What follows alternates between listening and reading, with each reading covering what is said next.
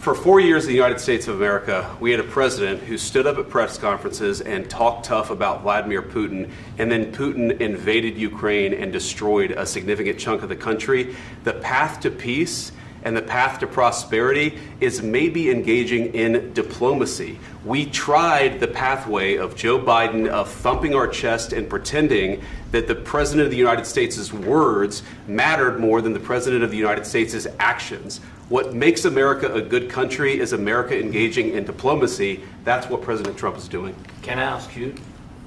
Sure. Yeah? Yeah. Okay. So he occupied our parts, big parts of Ukraine, part of East and Crimea. So he occupied it on 2014. So during a lot of years, so I'm not speaking about just Biden, but those time was Obama, then President Obama, then President Trump, then President Biden, now the President Trump, and God bless, now President Trump will stop him. But during 2014, nobody stopped him. He just occupied and took. He killed people. You know what the contact 2015. 2014 2014. and 2014. 2014. Yeah. So I was not here. Yeah, but that's exactly right. Yes, but during 2014 till 2022, yeah, the situation the same. The people have been dying on the contact line. Nobody stopped him. You know that we had conversations with him, a lot of conversation, my bilateral conversation, and we signed with him, me, like a new president. In 2019, I signed with him the deal. I signed with him, Macron and Merkel, we signed ceasefire. Ceasefire. All of them told me that he will never go. We signed him with gas contract. Yes, but after that, he broken this ceasefire. He killed our people and he didn't exchange prisoners. We signed the exchange of prisoners, but he didn't do it. What kind of diplomacy, JD, you are speaking about? What do you mean? I'm talking about the kind of diplomacy that's going to end the destruction of your country. Yes, but if you Mr. President, with respect, I think it's disrespectful for you to come into the Oval Office and try to litigate this in front of the American media. Right now, you guys are going around and forcing conscripts to the front lines because you have manpower problems. You should be thanking the President for trying to bring an end to this conflict. Have you ever been to Ukraine that you say what problems we have? I have been to. Come once. I've actually watched and seen the stories, and I know what happens is you bring them on a propaganda tour, Mr. President. Do you disagree that you've had problems bringing people into your military? And do you think that it's respectful to come to the Oval Office of the United States of America and attack the administration that is trying to prevent the destruction of your country? A lot of questions. Let's start from the beginning. Sure. First of all, during the war, everybody has problems, even you, but you have nice ocean and don't feel now, but you will feel it in the future. God bless. You don't know that. God bless. You God bless. You will not have a war. Don't tell us what we're going to feel. We're trying to solve a problem. Don't tell us what we're going to feel. I'm not telling you. Because you're in no position to dictate that. That's exactly what you're doing. You're in no position to dictate what we're going to feel. We're going to feel very good. You will feel influence. We're going to feel very good and very strong. You will feel influence. You're right now not in a very good position.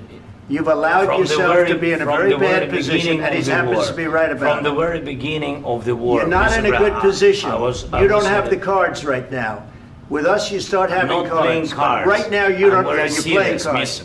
You're playing cards. You're gambling with the lives of millions of people. You're gambling with World War III. You're gambling with World War III. And what you're doing is very disrespectful to the country, this country. That's back to you. Far more than a lot of people said they should have. Have you said thank you once? This A lot entire of meeting? times. No, in this Even entire meeting, today. have you said thank Even you? today. You went to Pennsylvania and campaigned for the opposition in October. Offer some words of appreciation for the United States of America and the president who's trying to save your country.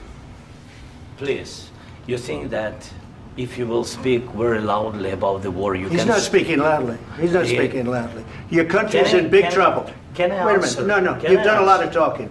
Your country is in big trouble. I know. You're not winning. I know. You're not winning this. You have a damn good chance of coming out okay because of us. Mr. President, We are staying in our country, staying strong from the very beginning of the war. We've been alone, and we are thankful. I said thanks you haven't in been this alone. cabinet, you and haven't not been only alone. in this cabinet. We gave you, through this stupid you. president, $350 billion. You voted we gave for you your military president. equipment, and voted you for men your are brave, president. but they had to use our military. What about if you didn't have our military equipment, if you didn't have our military equipment, this war would have been over in 2 weeks. In 3 days, I heard it from Putin. In 3 days, this is something maybe new. less. In 2 weeks, of course, yes. It's going to be a very hard thing to do business like this. Again, I tell you. just say thank you. I said a lot of times to American people. Accept that there are disagreements, and let's go litigate those disagreements rather than trying to fight it out in the American media when you're wrong. We know that you're wrong. But you see, I think it's good for the American people to see what's going on. I understand, sir. I think it's very important. That's why I kept this going so long. You have to be thankful. You don't have the cards. You're buried there. Your people are dying. You're running low on soldiers. Listen, you're running low on soldiers. It would be a damn good thing. And then you tell us, I don't want a ceasefire. I don't want a ceasefire. I want to go, and I want this. Look, if you could get a ceasefire right now, I tell you, you take it so the bullets stop flying and your men stop getting killed. Of course, we want to stop the war. But you're saying you don't want a ceasefire. But I said to you, I want a ceasefire. With guarantees. Because you'll get a ceasefire faster than an agreement. Ask our people about ceasefire, what they think. That wasn't with me. For you what, that wasn't with me. That was with a guy named Biden, who was not a smart person. That was with Obama. It was your president. Excuse me. That was with Obama, who gave you sheets, and I gave you javelins. Yes. I gave you the javelins to take out all those tanks. Obama gave you sheets. In fact, the statement is, Obama gave sheets and Trump gave javelins. You got to be more thankful, because let me tell you, you don't have the cards. With us, you have the cards.